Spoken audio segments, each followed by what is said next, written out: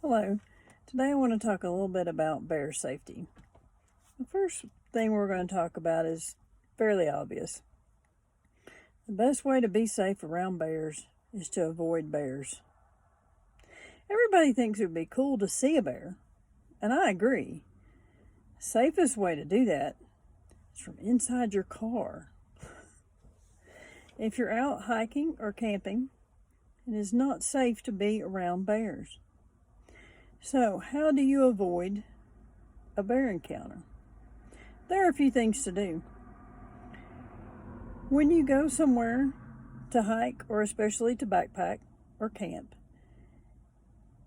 go to the visitor center or ranger station closest to where you're going to be and ask them, are there bears active in the area? Are there areas that I should avoid? They will have the best information about where the animals are currently, because many of them move around during the year. Another thing to do is to hike in a group and be noisy. Bears generally don't want to run into you, and so if they know you're coming, they'll move to another place. The one bear attack I know of in Yellowstone last year happened to a man who was a bird watcher. And so he was out on a trail by himself, being extra careful not to make any noise, and he startled the bear. The bear didn't kill him, but he did attack and injure him because he scared him. So hike in a group and make noise. You don't have to make noise all the time. But if you're traveling in a group and you're talking and visiting with each other, generally that will be enough. But pay close attention when you come up on places in the trail that have blind spots. Turns in the curve, crest in the top of a hill. Places like that, make extra effort to make noise in those areas. And that can be just making sure you're talking, or clacking your hiking sticks together, coughing, doing something to make some noise so that you don't come around the corner and startle the bear or other wild animal for that matter. Don't hike at night.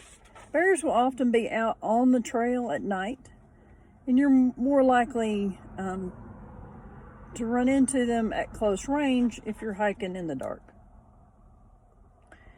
Another thing is proper food storage. And this is another thing you need to check with the ranger in your particular area that you're going to be using about, because there are different regulations in different areas. For instance, in the Great Smoky Mountains, you're required to do a bear hang, where you hang your food up off the ground where the bears can't get it. And it's not just food, it's anything that has a smell that the bears might interpret as food, whether that be deodorant or bug repellent. Anything that has an odor to it should be hung with your food at night. Other places, such as Yellowstone, use bear boxes. So they are metal boxes that have bear-proof latches, and you have to put all your scented items in those at night. If you hike the Appalachian Trail across Blood Mountain, you're required to use a bear-proof canister, which is a container that goes in that you carry with you from place to place and store your scented items in it. Because it is bear-proof and the bears can't open it, you don't have to hang it, you can just leave it sitting on the ground.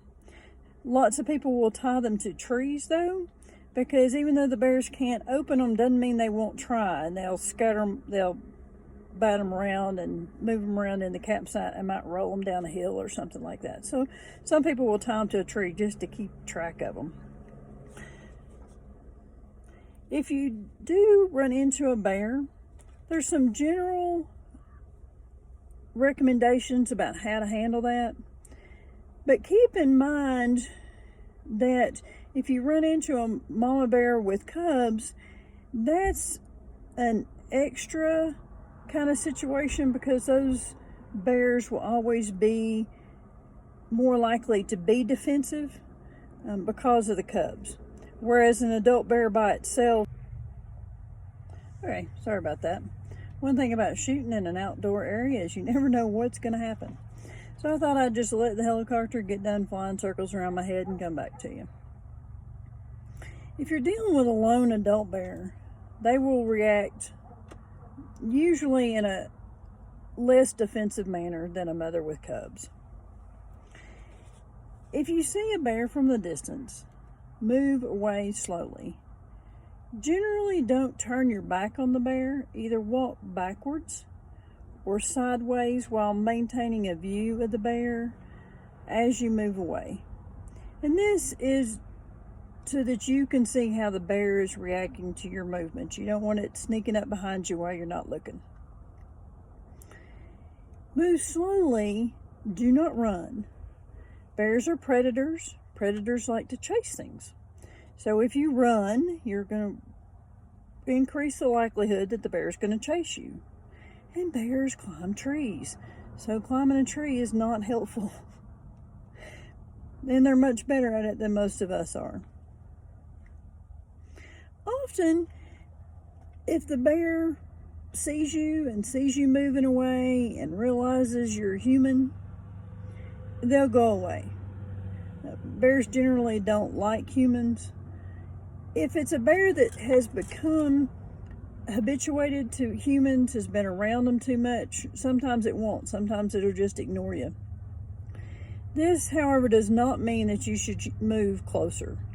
Because even a bear that has been somewhat habituated to humans is still a wild animal and can still react in a way that would be defensive for it to, if it felt like you were threatening it.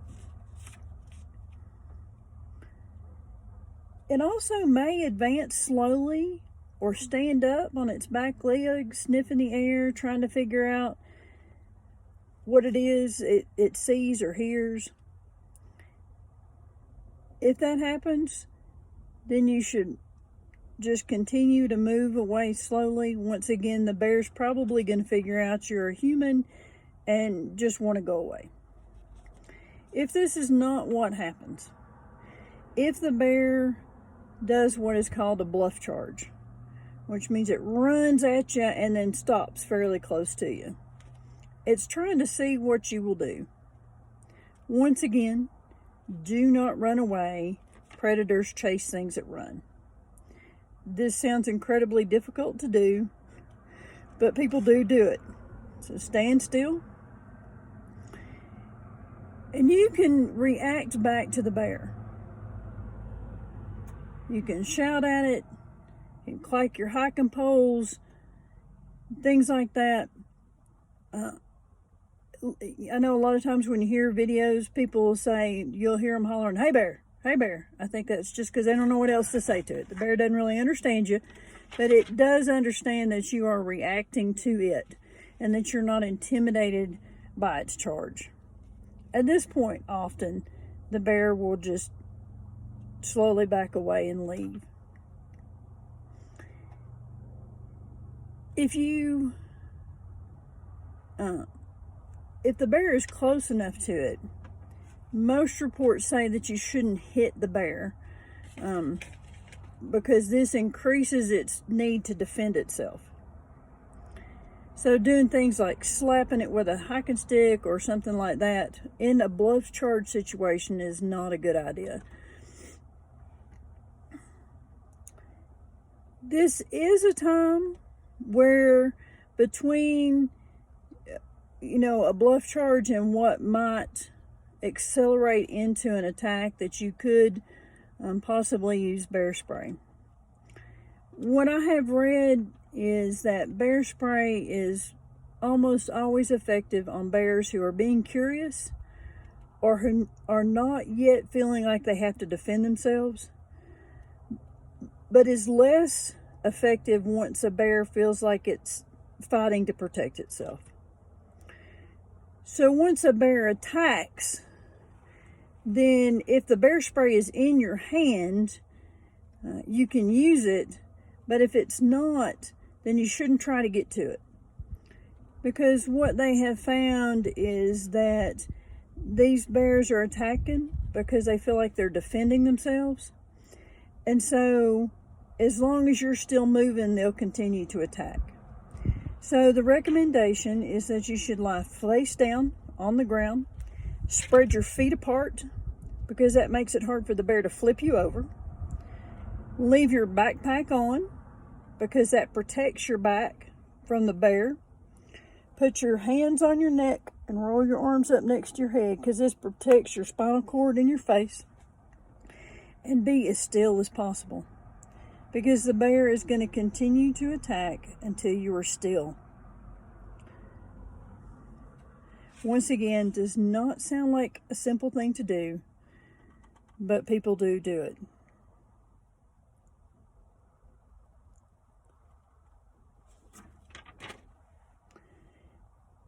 If you have a bear that comes into your campsite, this is one of the things that I think goes back to proper food storage and leave no trace.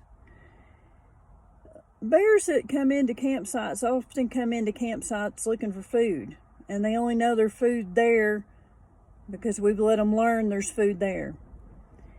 So if we always keep our food where bears can't get it, I know there has to be a small amount of time when we're actually eating food, but if you're not actively eating food, you should have it up where bears can't get it. And always pack out everything you pack in. Then bears won't get used to coming into campsites to get food. If you're awake, treat it like you would a close encounter on the trail. Move away slowly. Try to make noise. You can throw objects on the ground, not food, but other things that would rattle and make noise to try to scare the bear away. If the bear leaves, you should stay awake for the remainder of the night. Just because you don't know where it is or if it might come back and you don't want to be asleep. Something that is very rare but does occur is if you are asleep and a bear drags you from your tent. If this happens and you can, then use your bear spray. But you should definitely fight instead of playing dead. Because these bears aren't defending themselves. These are rare attacks that they're not sure why they happen. So playing dead isn't going to help. You need to try to defend yourself. And if hopefully you're not in the backcountry alone, because you need to be hiking in groups, the noise will wake your campmates who can come to your aid with bear spray or by making racket and trying to run the bear off. But in these rare situations, this is when you should fight the bear. And always, if you run into a bear, whether it's on the trail or in a campsite, you should let the ranger in your area know so that they know where the bears are active and they can let other people know who come into the area. One of the things that's interesting about bear spray is that it's made out of pepper spray, much like mace is. And it has an odor to it. There's not really been studies about whether or not, should you hang your bear spray because it has a scent or should you put it in your tent. But I think the general consensus is that people leave their bear spray in their tents because it's in a container that's, bears have very much better smell than we do, so maybe they can smell it. But it's very contained and not likely to have odor. And it's not going to do you any good hanging in a tree if you need it. But bears have been drawn to the scent of bear spray on the ground because they're curious about new odors. What is that? What am I smelling? So do not use your bear spray like it was mosquito repellent. Don't spray it on your clothes. Don't spray it on your tent. Don't spray it on the ground in the campsite. It is not a repellent. It will not keep bears away. It works because it hurts when you spray it at them. So if it is not a repellent, don't try to use it that way. Always carry it in reach. Bear spray often comes with a little holster like this that has a belt clip. You can clip it on your pants. You can clip it on your backpack. You can put it in if you don't have a holster, you can put it in your pocket of your jacket or in your water bottle container, somewhere where you can just reach and grab it. Don't pack it in your pack. If you need it, you don't want to be having to take your pack off and ruffle around and try to find it. And then if you do get attacked, you don't have your pack on and your back is exposed. And don't use your bear spray in place of your brain. Your bear spray is a last-minute defense. Your best defense against bear attacks is to hike and backpack intelligently. And use your bear spray only in those rare occasions when you come into a situation that you just don't have any control over, which happens when you're out in the wild. But always use your brain first and your bear spray last. Thank you. I hope you found this video informative. If you have any questions or comments, please leave them below. If there's anything you would like me to cover, I would love to hear about that in the comments also. And please like and subscribe and ring the notification bell. And I'll see you in the next video.